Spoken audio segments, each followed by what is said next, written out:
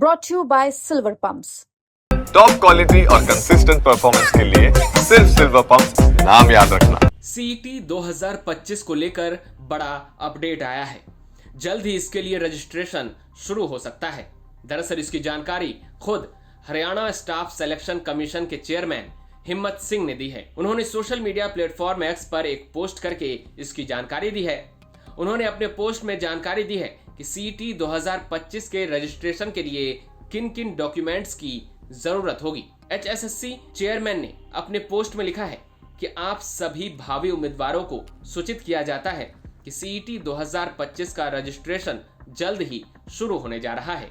अतः आप सभी से अनुरोध है कि आप अपने सभी जरूरी डॉक्यूमेंट्स तैयार रखें ताकि रजिस्ट्रेशन के दौरान किसी भी प्रकार की असुविधा न हो।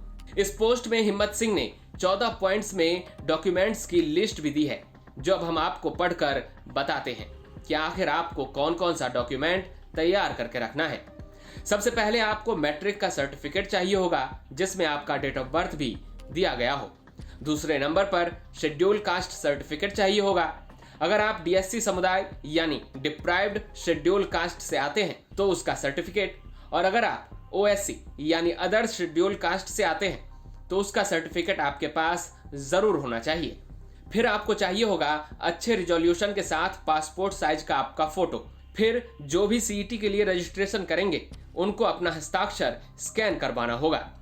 फिर 5वें नंबर पर आपको एक्सपीरियंस सर्टिफिकेट चाहिए होगा अगर आप एज रिलैक्सेशन में बेनिफिट चाहते हैं तो। जो डिसेबल कैंडिडेट हैं उनको डिसेबिलिटी सर्टिफिकेट तैयार करना होगा।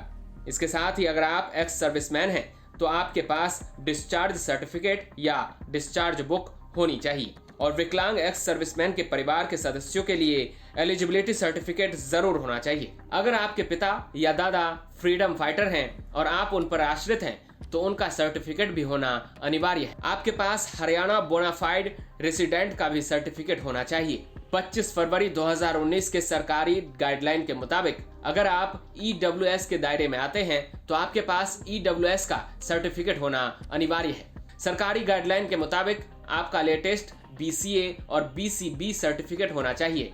इस लिस्ट के मुताबिक अगर अप्लीकेबल हो तो आप स्पोर्ट्स सर्टिफिकेट भी अपने रजिस्ट्रेशन फॉर्म में ऐड कर सकते हैं।